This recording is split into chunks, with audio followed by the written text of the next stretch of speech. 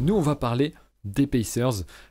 Les Pacers qui, alors à moins que tu veuilles faire vraiment, que tu veuilles attaquer toi et Cam, mais si je peux en dire un mot d'introduction, une équipe dense, une équipe très équilibrée, beaucoup de joueurs très solides, des role-players plus qui pourraient peut-être pour certains être des lieutenants solides dans des équipes qui viseraient le titre.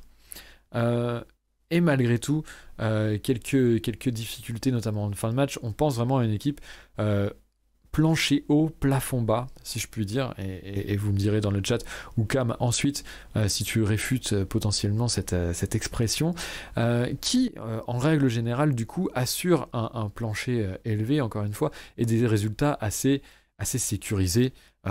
C'est voilà, une équipe de milieu de tableau, mais très solide, qui reste là et qui est très régulière dans ses performances, à l'exception des fois où la saison est cauchemardesque, comme la saison passée, avec beaucoup, beaucoup, beaucoup de blessures pour les Pacers. Pour à peu près vraiment l'ensemble de leurs joueurs, à des moments différents, mais qui les ont touchés vraiment de manière extrêmement forte. Finalement, ces blessures, ces défaites au couteau dans les quatrièmes quart-temps, sur les fins de match, tout ça a créé un imbroglio avec le staff, le coaching staff, et qui finira un peu par achever cette équipe, qui finira dans une spirale descendante et affrontera des Wizards avec un dynamisme opposé. Wizard et Bradley Beal. Voilà, de Russell Westbrook et Bradley Beal, fièrement portés par Russell Westbrook, et qui finiront bah voilà, ce play-in disqualifié du coup des playoffs. Est-ce que tu veux compléter cette petite introduction des Pacers, Cam? Alors, globalement, le débat de est-ce qu'on préfère avoir une armée de joueurs polyvalents ou des spécialistes, c'est un débat que chez nous, chez QI, même le basket en général se pose beaucoup. Le problème des Pacers, c'est qu'ils ont beaucoup de bons joueurs et en fait, ils ont beaucoup trop de spécialistes et pas cette polyvalence. Dans leur sac majeur, ils ont un peu un cheat code avec Sabonis qui porte la balle, qui shoot, qui défend pas, mais qui prend des rebonds, etc. Brogdon qui est très polyvalent. Le problème, c'est que dans le basket moderne, tu peux pas porter une attaque avec seulement deux joueurs. Et c'est tout bête, mais la saison d'avant, pendant la bulle, ils avaient trouvé la solution avec TJ Warren, fort scoreur, bon, scoreur individuel, collectif, shoot, poste bas, tout ce que tu veux.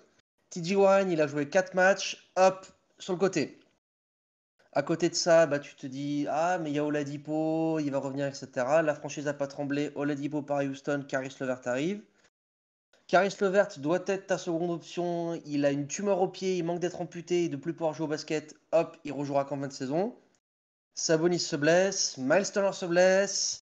Euh, non, la saison, franchement, elle a été infernale pour toute l'équipe. Et au-delà de ça, comme je l'ai dit, en fait, le problème des équipes qui ont un plafond qui est bas et un plancher qui est haut, c'est qu'en fait, c'est très compliqué de demander à des joueurs qui sont bons de passer au niveau dessus. On va prendre le cas, tu prends la saison de Brogdon, elle est excellente. C'est plus de 20 points, 5 passes, 40% à 3 points, des lancers francs, de la polyvalence. Mais à côté de ça, un joueur comme Brogdon qui arrive sur ses 28 ans, il ne peut pas continuer à défendre élite pendant 40 minutes et porter autant le ballon. Et ça s'est ressenti. Et en fait, la défense de Indiana, elle a progressivement régressé. En début de saison, ils étaient au milieu du pack. Attaque moyenne, défense moyenne. Donc tu dis normalement ça va en playoff. Du moment que Turner s'est blessé, donc Turner c'est. Comment dire? Moi j'en ai beaucoup parlé dans la preview que j'ai fait de l'équipe. Turner, il a toujours eu ce souci, un peu comme Adebayo au Heat, mais il a su le corriger. Le manque d'agressivité, le manque de méchanceté, de niaque, de tout ce que tu veux. Cette saison, il a été méchant, il a su être agressif, il se pète. Il se pète, mais à côté de ça, malgré tout, il termine, c'est le meilleur contrôleur de la NBA avec quasiment 4 comptes par match. Il a progressé sur tous les points de jeu, mais du coup, on s'est rendu compte aussi que tu l'enlèves du 5 majeur, c'est la catastrophe. Parce que dans cette équipe-là, en défense intérieure, c'est très faible.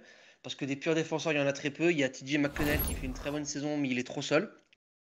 Et au final, progressivement, Indiana, c'est une équipe qui n'a jamais réussi à rattraper le wagon. Un peu comme Orlando, qui a très vite fait le show du tanking, sauf que Indiana s'est entêté. Et à côté de ça, donc il y a eu quelques joueurs qui ont pas brillé, je dirais pas que c'est le mot, mais qui ont bataillé. Le problème qu'il y a, c'est qu'après, du coup, tu récupères Caris Levert et tu rates sa feuille de stats. Tu te dis, putain, en 20 points, 5 passes, 5 passes, 5 rebonds, c'est ce qu'il te faut. Il jouera quelques matchs, Covid, pas de play-in. Donc tu arrives au play-in, tu arrives à passer les terribles Hornets de Lamelo Ball blessé, de Gordon Hayward blessé, donc de PJ Washington et de Miles Bridges. Tu te retrouves contre les Wizards, porté par un ancien MVP et un multiple star, tu te fais exploser. Et en fait, non, voilà, c'est juste une suite logique. Indiana, c'est cet élève qui a 12 toute l'année, mais qui ne peut pas se permettre de se taper un 4 au pire moment. À côté de ça, dans le coaching staff, ça. Alors, Nate Bjorken, je ne sais pas si je le prononce bien, mais de toute façon, il n'est plus coach, donc c'est plus important.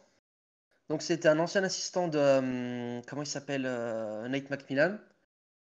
Coaching à l'ancienne, très dur, beaucoup de pression, beaucoup d'engueulades, beaucoup de brasses au bord du terrain. Et il y a un moment en fait où, comment dire, quand tu es une équipe qui est une des pires dans les fins de match, crier ça fait pas gagner les matchs en fait. Clairement, ça marche quand tu es en National 2, que ça se résume juste à crier plus fort que l'adversaire. Quand il faut que tu apportes des solutions offensives à ton équipe qui en a besoin, et il y a eu énormément de fins de match où tu vois le regard des joueurs qui est tourné vers le coach et où tu as besoin d'une solution, ça ne vient pas. Quand ton plan de jeu, c'est juste, il me faut un tir de Sabonis ou un lay-up de Brogdon, ça passe pas. Et vient le moment en fait, où progressivement tout le groupe a lâché. Ça a commencé par les role-players. Il y a une scène c'est Goga Bitadze, le pivot remplaçant, qui explose au bord du terrain parce qu'il n'en peut plus. Et voilà, ce genre de scène-là se sont reproduites. Et au point que contre les Hornets, l'équipe s'est un peu appliquée. Mais contre les Wizards, fin du premier quart-temps, tu sais que ça va lâcher. Et c'est ce qui s'est passé, quoi, malheureusement. Et c'est frustrant.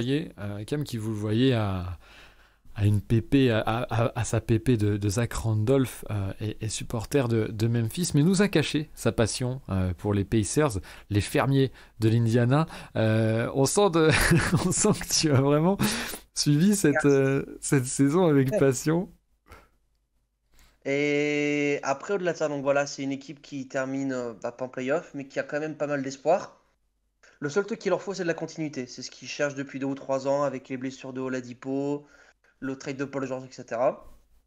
Bah, C'est une équipe qui est bonne partout, qui a juste besoin de talent en fait. C'est vraiment du talent brut et c'est ce qu'ils ont essayé d'apporter par la draft. J'en parlerai un petit peu après. c'est ce qu'on va, Mais voilà, globalement, c'est sur il y a autant d'inquiétude que d'espoir. Ça c'est, résume bien cette équipe-là. c'est sur ce à quoi on va arriver. Alors que le tacle que tu as lâché gratos sur Bam n'est pas passé inaperçu. Alors non, Euh, en fait, c'est pas un tac parce que j'adore le joueur, mais on peut pas dire clairement que c'est le plus agressif, le plus méchant, et c'est le seul gros point faible qu'il a dans son jeu. Le jour où il décidera de prendre des rebonds et de défendre fort, il sera inarrêtable, et il l'est pas encore. Tu vas te faire un ami en la personne d'Hugo. Je le laisse te répondre Et dans le chat. Euh, j'adore les choses. tu parlais de continuité. Je pense on va pouvoir voir un petit peu les mouvements de cette équipe des Pacers à cette intersaison. Euh, des mouvements qui ont été en fait, c'est plutôt encore une fois la continuité, t'en parlais. Là, il n'y a pas eu énormément justement de mouvements pour cette équipe à l'intersaison. Les départs de Doug McDermott, de Jalen Lake et de Doladipo, mais bon, ça c'est une autre histoire, hein. Ça s'est déjà acté depuis quelques temps. Les arrivées de Chris Duarte, d'Isaiah Jackson et de Torrey Craig, soit deux rookies et le meilleur joueur du monde. Je pense que Jérémy ne me contredira pas. Voilà, merci. Donc, très peu de mouvements. Tu voulais quand même parler de Chris Duarte et d'Isaiah Jackson, il me semble. Exactement. Alors c'est tout bête, c'est deux joueurs que j'ai eu l'occasion de couvrir cette année pour QI Basket, clin d'œil, clin d'œil. Alors Chris Duarte, donc c'était la star d'Oregon, donc magnifique équipe, très beau maillot, très beau parquet, allez voir jouer. C'est ce que tu attends d'un arrière moderne. C'est un poste 2, poste 3, qui shoot, qui défend, qui drive, qui a un bon sens de la passe, du leadership, qui peut même prendre des rebonds, etc. Le seul défaut qu'il a, c'est que c'est un joueur qui a joué 2 ans au JUCON. Donc la JUCON, c'est l'échelon en dessous de la NCAA. Donc il est un peu vieux. Donc comment dire ça? Certaines équipes te diront qu'il est trop vieux. La plupart te diront par contre qu'à côté de ça, il a un niveau de plancher qui est très haut. Et qu'à côté de ça, il va continuer à grandir. Et que c'est un joueur qui peut déjà être titulaire. Ou au moins avoir un gros temps de jeu. Isaiah Jackson, c'était une des rares bonnes choses dans la saison de Kentucky. Poste 4, poste 5, plutôt poste 4 actuellement. Athlétiquement, c'est une dinguerie. C'est mobile, c'est grand, c'est fort, ça contre de partout. Et c'est méchant surtout. Et c'est ça en fait que le front office a cherché. Il a cet avantage-là. Isaiah Jackson avec un temps de jeu assez bas à Kentucky en moins de 25 minutes. il tournait à plus de 3 contres, avec 8 rebonds et 12 points. Clairement, NBA, à l'instant T, il pourra pas shooter à 3 points, mais par contre, il a un vrai mid-range, il shoot très bien au lancer franc, et il a un rapport mobilité-puissance qui fait que sur pick and roll ou sur alley-oop, tu pourras le servir. Et en fait, voilà, ces deux apports, c'est des profils qui manquaient.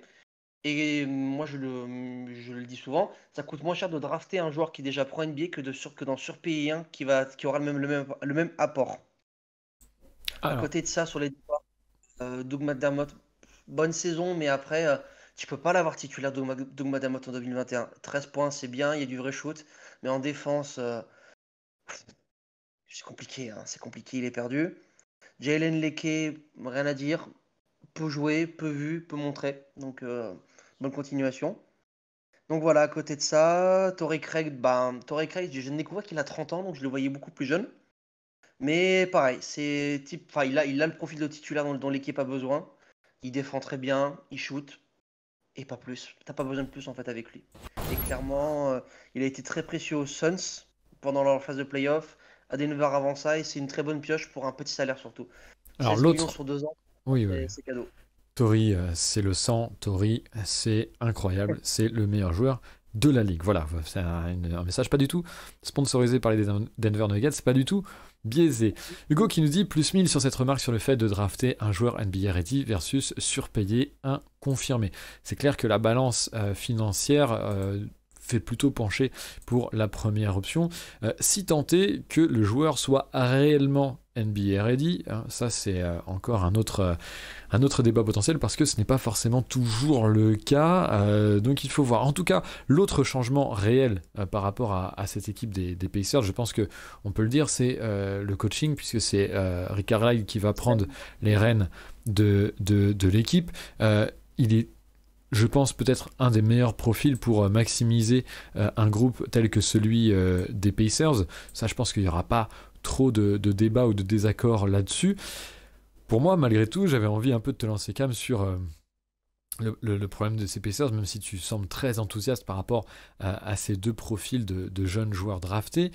Est-ce que quand ton plancher et ton plafond presque en même temps te placent littéralement dans le ventre mou, ou en tout cas un petit peu au-dessus, dans le milieu de classement pour une qualif en playoff aux places de 7-8e, allez peut-être 6-5 si tout se passe bien, est-ce que de parier sur des rookies, est-ce que c'est pas le problème de cette équipe des Pacers qui est un petit peu voilà, spécialiste ventre mou, plancher haut, plafond bas, et qui ne passera jamais vraiment le cap supplémentaire, si ce n'est en un moment prenant un risque ou en allant chercher, je sais pas, un joueur supplémentaire qui aurait la carrure d'un top 20 NBA, d'une superstar, pour pouvoir voilà, l'entourer par rapport à d'autres de ces joueurs solides. Est-ce que c'est pas le problème d'Indiana finalement?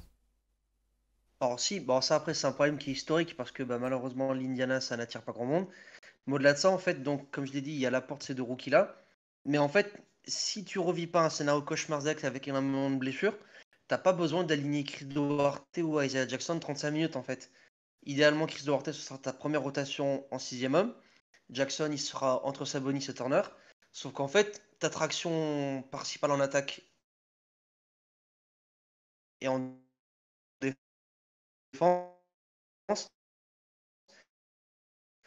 Alors Cam, je vais t'interrompre parce que Ça tu bugs un petit peu au va être micro. Enfin, Brogdon, on l'interrompt.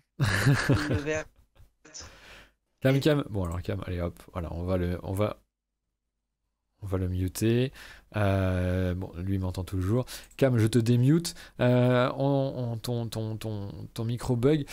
Tu nous parlais dans ta preview, c'est assez visible du combo Levert-Brogdon dans lequel tu crois, et au fait que effectivement sans blessure le plancher de la team est assez haut. Mais est-ce que tu penses vraiment que ça peut jouer contender au niveau de championship, en gardant en fait ces joueurs-là? C'est quoi l'upside en fait de ces joueurs-là où Sabonis est très bon, hein, il a eu sa place chez les All-Stars. Miles Turner a montré vraiment un potentiel défenseur de l'année et est complémentaire avec Miles Turner, alors que vraiment il faut que je le mute parce que ça ne va plus du tout du côté de la connexion de Cam. malgré tout, ça semble être un plafond. Je sais pas ce que vous en pensez dans le chat pendant qu'on essaye de récupérer Cam avant de ne plus jamais l'inviter, hein, vraiment. Parce que c'est une catastrophe. Euh, mais, euh, mais, mais ce qui me semble en fait problématique chez ces Pacers-là, c'est ce plafond qui ne pourra pas être transcendé, ou en tout cas difficilement. Est-ce qu'on retente une dernière fois avec toi, Cam, avant de peut-être conclure cette preview autrement? Comment dire ça, le débat justement du comment passer le plancher et devenir contender, bah, il y a toutes les équipes qui se le posent parce que globalement, tu as quoi? Tu as 5-6 équipes qui sont assurées chaque saison d'aller loin. Après, Indiana, ils ont une équipe qui reste assez jeune, hein. Les plus vieux joueurs, ça reste Brogdon et Sabonis, qui n'ont pas encore 30 ans. Donc tu donnes le temps, et tu donnes le temps, encore une fois, de voir comment Carlisle peut révolutionner une attaque qui tournait déjà assez bien. Parce qu'en fait, c'est ça surtout la meilleure recrue, c'est le coach cette année. C'est ça la grosse force de l'équipe. C'est que tu apportes des solutions, tu apportes un coach qui a fait des merveilles avec des effectifs exotiques, on dira, pour rester poli sur Dallas sur les dernières années. Et clairement, tu apportes ça, tu essaies de recréer une culture et de répéter ton plancher. Et de voir après, est-ce que Brogdon il peut repostuler au niveau de All-Star? Parce que, encore une fois, potentiellement, dans ce trio-là, tu as au moins 2 All-Stars, je pense. Bah, après, on en parlait justement avec Jérémy en off, et je pense que ce sera la conclusion de On a fait cette une saison preview. bonne, sans être excellente. Tu peux te retrouver avec Brogdon et Sabonis, et après, bah, c'est comme ça que tu deviens attractif. C'est les résultats collectifs qui attirent l'individuel, pas l'inverse. Ouais, on Alors, entend ouais, bien. mais il y a quand même des réalités qui se posent et à un moment donné, c'est que tu as peu de joueurs qui semblent avoir encore une marge de progression, je trouve, très importante. Brogdon, il a 28 ans. Caris Levert, je crois que c'est pareil, il a 28 ans. Donc, c'est pas des joueurs qui, à un moment donné, vont t'apporter une progression qui te fait dire, bah ouais, on va franchir un cap avec ce qu'on a aujourd'hui. Alors, peut-être que par la draft, et en plus, les Pacers sont très bons à la draft, hein, ils ratent rarement leur pick, on va dire, de milieu de tableau. Mais malgré tout, si tu n'as pas un joueur qui peut devenir une star un peu inattendue, comme les Spurs avaient eu avec Kawhi Leonard, par exemple, ou comme les Bucks ont eu avec Giannis, je vois pas aujourd'hui le projet d'Indiana vraiment franchir un cap. Et d'ailleurs, ça fait à peu près 5 ans que les résultats sont les mêmes. C'est-à-dire, au mieux, ils vont au premier tour et ils sortent par un 4-0. Au pire, ils ratent les playoffs parce qu'ils ont eu quelques blessures. Je pense que là où se situe Indiana, c'est que c'est une franchise qui a pas envie de tout casser, qui est plutôt OK avec l'idée d'être compétitif tous les ans en saison régulière et éventuellement tenter sa chance en playoff. Mais même avec Rick Carlisle, je vois pas comment tu peux aller avec ce que tu as aujourd'hui et sans casser le corps de joueurs, chercher mieux que ce qu'ils ont déjà, quoi. C'est un petit peu aussi ce qui ressort du chat avec vraiment cette possibilité de pas mal de joueurs d'échange, mais on en revient à ça et c'est là-dessus que je voulais conclure et Jérémy, tu l'as parfaitement introduit. En fait, c'est la volonté du FO là-dedans de vouloir en fait passer un cap, être plus compétitif ou autre. Euh, Plus de son, non, normalement, c'est bon pour le son. J'ai dû muter Camille parce qu'en fait, il y a un décalage, je crois, il nous entend pas, enfin, c'est compliqué avec la connexion. Donc, pour bien finir cette preview, excuse-moi Cam, j'ai dû te muter sur le Discord. Mais voilà, pour finir, je pense que ça tient à la volonté du FO, en fait, d'un moment. Est-ce que on ambitionne plus ou est-ce que cet aspect équipe compétitive jusqu'à un certain point n'est pas suffisante en fait pour l'Indiana et pour la franchise et pour le front office qui je pense monte une équipe qui est agréable à voir jouer, qui certes ne pourra pas aller au-delà d'un certain niveau, mais qui continuera à potentiellement se qualifier en playoff, donc du coup faire une partie de la post-saison, donc du coup vendre des tickets et parfois, selon le front office qu'on a, ça peut être une fin en soi en réalité.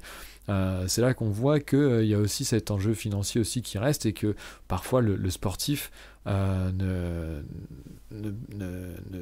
n'est pas l'objectif de certains front office. Ça peut être le cas de cette franchise des Pacers. Ce qui est un petit peu, il est vrai, Frustrant si c'est avéré, hein, on n'est pas à l'abri justement qu'à la trade deadline, finalement le front office revire de bord et puis se dire qu'il a justement les armes pour monter quelque chose de meilleur. On pense notamment, on parlait des Pelicans tout à l'heure qui pourraient trader Brandon Ingram pour aller chercher des joueurs de complément intéressants. Ça peut être une franchise en fait qui monte des trades intéressants parce qu'elle a des assets vraiment très forts et qui peuvent avoir leur prix. Hugo de Basket Classicisme nous disait tout à l'heure que le fit Sabonis-Turner n'allait pas de soi. Alors moi je trouve qu'ils se sont améliorés là-dedans, que certes c'est pas 100% optimisé, que je trouve qu'ils se sont trouvés au fil des ans, ils arrivent beaucoup mieux à jouer en soi, mais effectivement c'est pas un fit parfait et complètement optimisé. Un des deux peut avoir une valeur marchande très forte. Alors qu'on salue Schlaps FR, TV Shady qui nous auront joué, Kawelito et aussi plutôt, je ne sais pas pourquoi je bug sur mes mots. Est-ce qu'on pourra mater ça en replay, les gars? Je viens d'arriver, bien évidemment. Tout sera disponible sur YouTube dans la soirée. On poste toutes nos vidéos sur notre chaîne YouTube. N'hésitez pas à aller voir ça. Donc, c'est pas de souci si tu n'as pas pu être dispo. Si vous n'avez pas pu être dispo pour ces lives, vous pouvez tout rattraper sur notre chaîne YouTube. Kawelito qui nous dit que non, c'est bon, le son finalement, ça va. Donc voilà, je ne sais pas s'il y a beaucoup de choses à dire en plus, Jérémy, sur ces Pacers. Qu'en penses-tu? Est-ce qu'on clôturerait pas là-dessus, tout simplement? Ouais, non, je pense que c'est une équipe dont on sait déjà à peu près quels sont les scénarios possibles pour cette saison. On sait à quoi s'attendre parce qu'en fait, on voit un peu ce groupe avec quelques modifications tous les ans, mais on le voit évoluer depuis plusieurs années. Objectif playoff, ça peut passer à côté s'il y a trop de problèmes comme l'an passé. On espère que Carlisle va vraiment quand même augmenter le plafond offensif de ce groupe-là. Et puis sinon, je pense qu'on peut se dire à demain. Voilà, c'est sur cette note beaucoup moins passionnée que Cam. Encore une fois, désolé, on a dû le couper malgré son intervention. Encore une fois, passionné. Et ça, on aime. Mais c'est vrai que la connexion était un petit peu compliquée et ça commençait à créer des décalages. Et donc, du coup, j'ai dû intervenir, sévir. C'est aussi mon rôle ici. Merci à tous, en tout cas, d'être passés dans le live sur le chat qui alors que on parle de toi dans le chat, Jérém. Voilà, je vais me battre après avec, pas de souci. Voilà. On fera ça offline. Merci à vous tous, hein, merci à Kawelito, à TV Shady du coup qui est passé, à Schlaps qui va pouvoir voir rattraper toutes ces previews sur notre chaîne YouTube, à Hugo de Basket Catéchisme bien évidemment, à Smile qui est maintenant un habitué, merci beaucoup de venir tous les midis, Smile, à Greg, à FD, à Benjamin, ça c'est pour l'équipe, mais aussi à Elorn tout à l'heure pour parler des Pelicans, à Tom bien sûr de Dunk Hebdo auquel on fait un immense big up à chaque fois, c'est bien sûr c'est le sang Tom. Bonne fin de journée à vous tous, on revient demain pour d'autres previews. Vous avez les plannings sur le site de QI Basket, mais aussi sur le Twitter, on les balance très régulièrement. N'hésitez pas à nous suivre là-bas. N'hésitez pas à faire 2 heures sur les Grises demain. Au fond, on s'en branle de Golden State. Alors, c'est déjà ce que Jérémy m'avait proposé pour les Bulls, hein, pour être très honnête. Et si les Bulls n'ont pas fait le cut à ce niveau-là, dis-toi bien que les Grises ne le feront pas non plus, mais t'inquiète pas, on en parlera, j'espère, de la manière la plus complète qui soit. À demain du coup, Smile, à demain tous les fans des Grises et autres. N'hésitez pas à follow la chaîne, à nous suivre sur Twitter et les autres réseaux sociaux. On vous dit à plus, tout le monde. À plus.